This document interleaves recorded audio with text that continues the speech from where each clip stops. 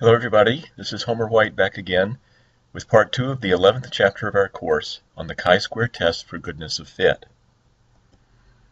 In this part we're going to look at a couple of extra applications of the goodness of fit test that really take it in slightly different directions.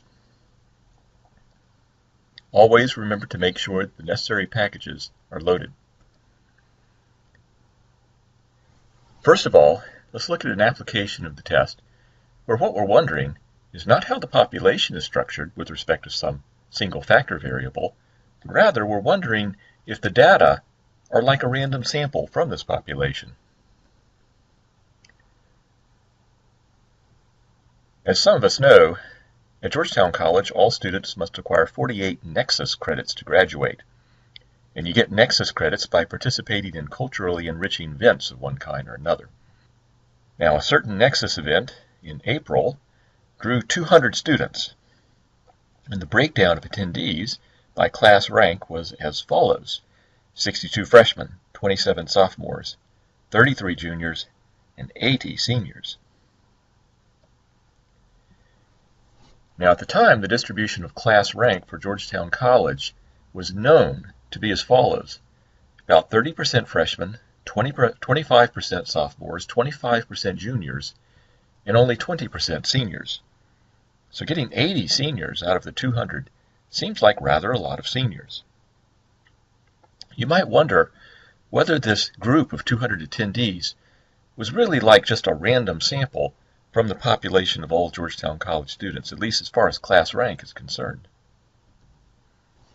Well, if the turnout were random, then one's chance of deciding to attend the event would not depend on one's class rank.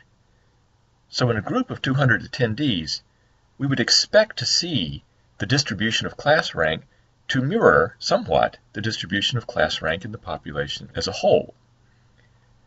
So if we've got 200 people and 30% of the population is freshmen, then 30% of 200, or 60 people, amongst the attendees would be freshmen. At least that's what you'd expect. About 25% of 200 would be sophomores, and since 25% of the population is juniors, you'd expect about 25% of the attendees to be juniors. That's 50 juniors. 20% of the population are seniors, and 20% of the 200 attendees is 40, so we'd expect about 40 seniors. Give or take some in each of these figures for chance variation in the process of deciding whether or not to attend. So we can look again at our observed counts and compare them with the expected counts. And we can ask the question, does this data provide strong evidence that the attendees were not like a random sample from the Georgetown College population? Let's think a little bit about the first step in setting up a test of significance. It's always to define your parameters and to state hypotheses. But this time, we know the distribution of the factor variable class rank. The question here is really whether April Nexus attendance is like random sampling from this population whose distribution of class rank is known. So we won't set up parameters this time in this test. We do, however, have hypotheses, and they're about the randomness.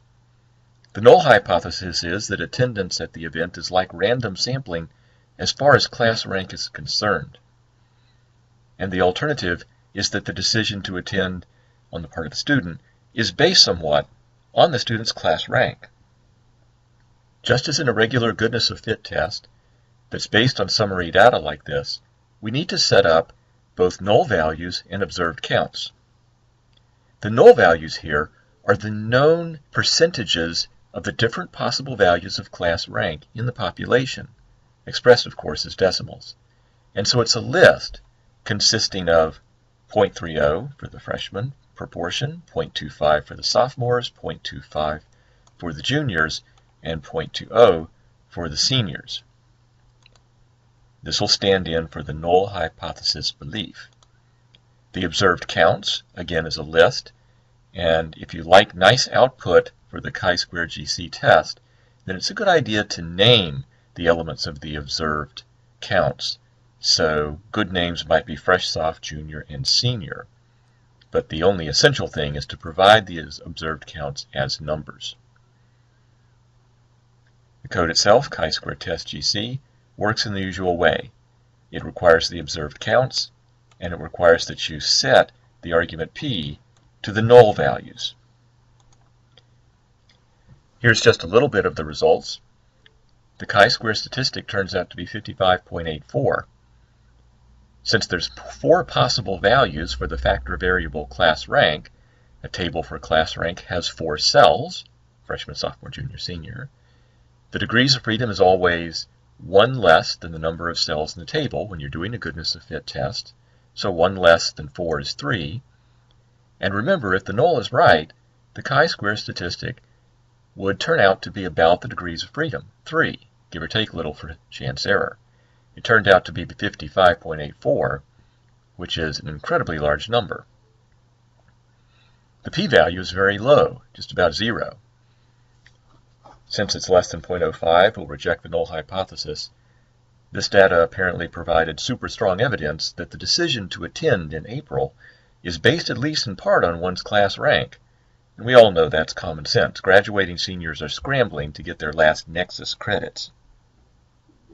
Now let's take the goodness of fit test in another direction.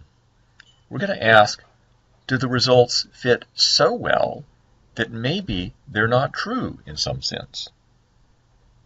Suppose that some statistics professor were to give you a ridiculous assignment. We're to ask you to go home and roll a fair die 6,000 times and to turn in a tally of the results. No way are you going to do this. You're going to fake these results.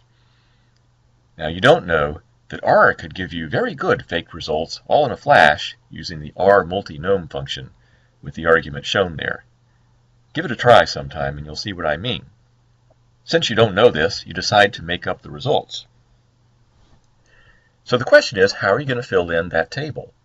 You know that there's going to be 6 cells for the 1 spots, 2 spots, 3 spots, 4 spots, 5 spots, and 6 spots. What are you going to put in for your so-called observed counts? Well, what you know is the counts are going to have to add up to 6,000 because you were asked to do 6,000 rolls. You also know it's a fair die, so you'd expect about 1,000 as your observed count in each one of these cells, give or take some for chance error, fake chance error, you might say. So let's say you decide upon these observed counts. They add up to 6,000. And you turn these in as your results. The instructor looks at them and thinks, the observed counts agree with the expected counts very, very well. And the instructor starts to wonder, is it really reasonable to believe that the observed data are the result of 6,000 actual rolls of a fair die? Are these results, in a sense, too good to be true? So we could call this version of the goodness of fit test the too good to be true test. Again, the hypotheses don't directly involve parameters. Instead, they're about whether the data are the result of a random process or not. The null hypothesis is that the data are the result of 6,000 real rolls of a die. And the alternative is that that's not the case. So in this case, you might think of it as the data are faked somehow. The code for the test is as usual. You need to put in your observed counts. You can put them in without names if you want, just as a list of the observed counts. And you need to put in null values for a fair die. Here are some of the results. The chi-square statistic came out to be 0.028. Degrees of freedom of the table, 5, of course, 1 less than the number of cells. Now the p-value is 1. That's because the p-value is the chance that the chi-square statistic will be at least 0.028, at least that very small number. Now the chi-square statistic figure is correct for this test. It really is 0.028. But the p-value that's reported by the test is not the one we actually seek. We're not wondering if the results are too far away from what's expected to be real. Instead, we're wondering if they're too close to what's expected. So for a p-value, what we really seek is that the probability that the chi-square statistic is less than or equal to 0.028 if the null is true. This is 1 minus the p-value that's reported in the test output. Looking at it graphically, 0.028 is very, very close to 0. So close to 0 it's not even shown in the graph here. The area after it is almost 1. The area before it is so tiny it's essentially invisible here on the graph. In fact, the area before 0.028 underneath the density curve for chi-square random variable with 5 degrees of freedom is only about 6.9 times 10 to the negative 6 power. That's about 7 in a million. That's the p-value, about 7 in a million. That's essentially 0. It's certainly less than 0.05, so we're going to reject the null hypothesis. It seems that the data were faked. So that's another couple of interesting examples of the use of the chi-square goodness of fit test. Thank you for listening.